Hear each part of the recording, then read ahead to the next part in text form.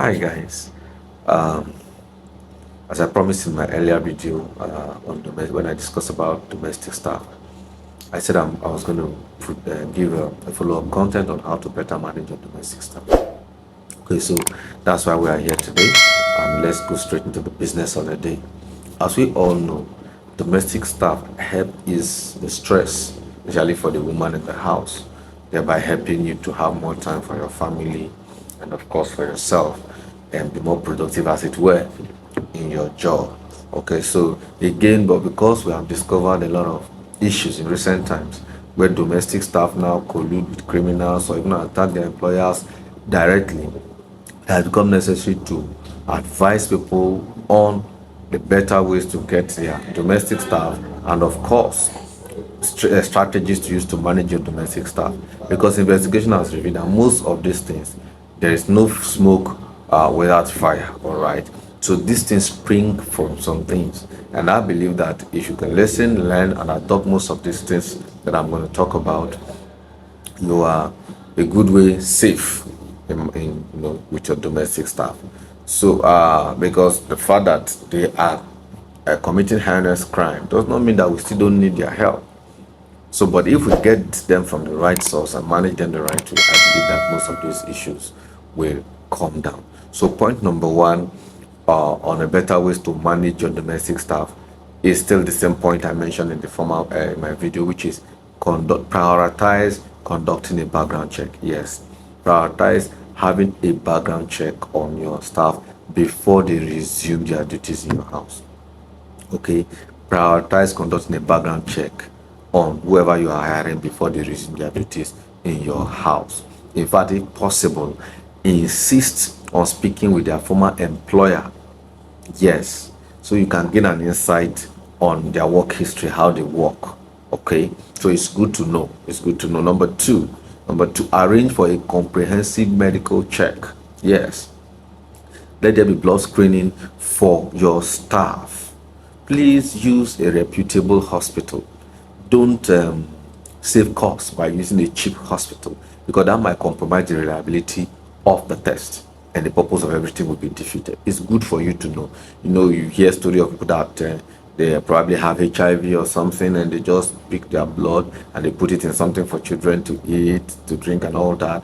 And even some that you never can tell. They'll be with your children and they innocently, maybe they actually didn't even know, and they caught themselves. They don't know they have infection or all these things, that transmittable stuff, and they use the same sharp objects to attend to your children. So conducting a proper background medical check is a good way to go, so that you know what you are doing. And of course, number three, make an effort to know at least two individuals who can stand as their relative or their references. I mentioned that also. If you have not watched that, please, it's a good time to go back and watch that when you finish with this, my previous video on background check.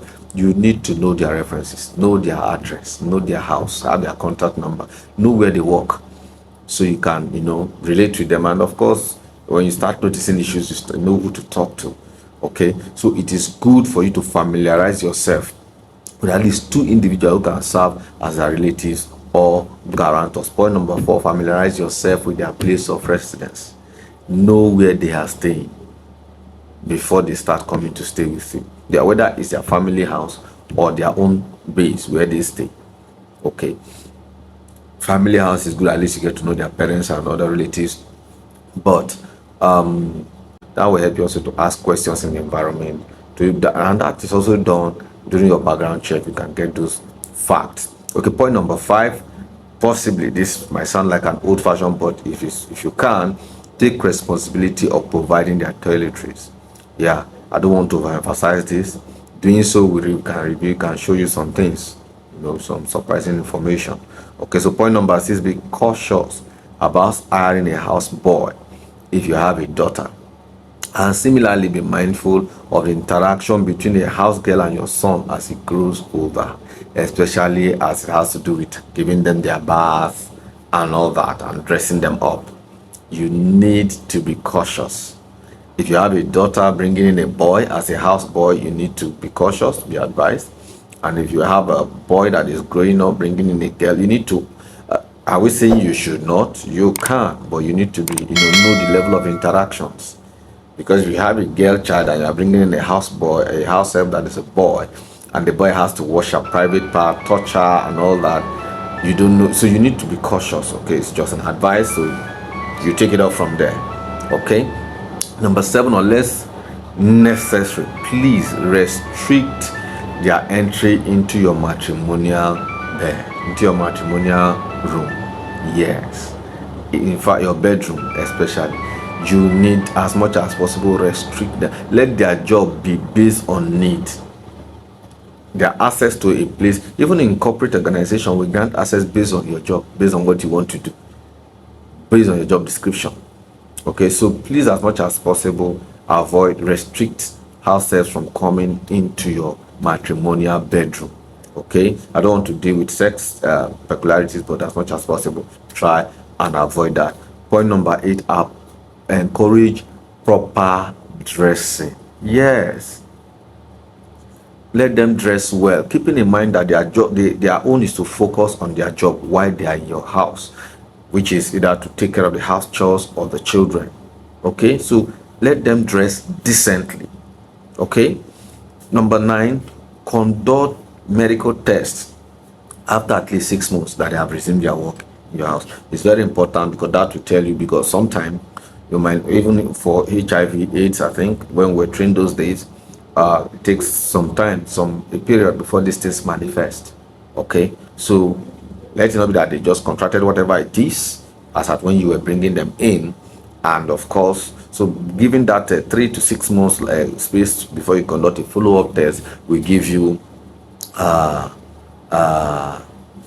good information, I mean, their health status as they live and work with you. Okay, especially if they are having to take care of your household and take care of your children, is very, very important. All right, now regularly discuss their job description with them. Yes, give them feedbacks where they are doing well, where they are not doing well. Give them feedbacks of their job description, their expectation. Regularly discuss their job description, expectation, and even performance. Do performance review. We do that in corporate environment. You do quarterly or biannually. Some organizations do quarterly, some do biannually, some do annual performance review. Please, it's encouraged that you do performance review for your domestic staff. By that they know how they are doing, and of course when they do well, commend them, and then you enjoy the benefit of commending them, because the Igbo man will say too easy. So what it means is, when you appreciate someone for what they have done, they will be able to do well. So number 11, as much as possible, avoid engaging in discussion that involve highly personal information, such as your financial life, sexual life, marital, medical, or religious beliefs. As much as possible, redirect the discussion away from such topics. Yes, when you tell your house help how much you are expecting your driver, when you are discussing in the car, your driver is taking you to somewhere, you're discussing and naming in billions. And interestingly, maybe you are even paying him maybe about 40 or 50,000. Every time you are calling millions, you are calling billions, you are going to pop champagne with friends. Sometimes they get tempted and say, this man is wicked. So as much as possible, and again, some people discuss with their driver. They're that open. It's not, I won't say it's your fault, but again, we are what we are. Some people like that, they don't keep secret. They just see, I just got a deal of, some of because these guys are close to us, they are close to them, so they share their histories and their activities with them. But please, move, especially sexual, medical, all these things, please, as much as possible, keep it away from them. Don't have this kind of discussion with your domestic staff. It exposes your weaknesses, and you don't know who the enemy is. Okay, maintain a high level of security consciousness in your conversations and dealing, and avoid being overly predictable of your routine. Predictable in your routine by your house help. Yes, in fact, it beats my imagination when you be in the house and your house help just opens the door, enters and kills the person. I see some movies and I see some things and I hear some things, even if it's not even killing. House help just opens the door. You are sleeping, your house help opens the door to wake you up or to do something. I don't appreciate that. Yeah, I know that say that in case I call for emergency, please, you should have a way to keep your door locked. Yeah, I'm going to bed, I'm done with the day's activity, I should lock my door. Okay? Lock your door. Don't be too predictive. In fact, if I have my way, don't even keep the key to your room when you are going out to work for your house help to clean your room when you're not there. That's where they can go duplicate the key when you are not there. So please don't be highly security conscious. Okay. Then lastly, always treat all your domestic staff with fairness. Yes, I'll just say this. The Bible will say, do unto others what you want them to do to you. Treat them with fairness. You know, you are their helper today or their employer today. Treat them the way you want your own employer, if you are working for someone, to treat you. And of course, if you are on your own, you had one time worked with somebody, treat them, give them the best treatment you can give to them. Okay, so I believe that by following these guidelines, you can be sure and ensure a harmonious relationship and productive relationship within your domestic staff and create a positive environment for everyone involved, even your family members.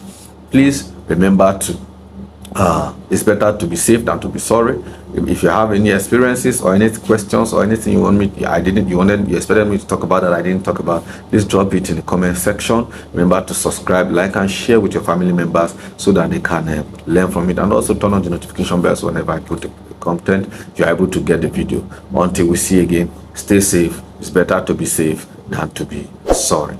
Okay, this again remains the Security Manager channel that brings you everything security, personal security, and otherwise. Thank you.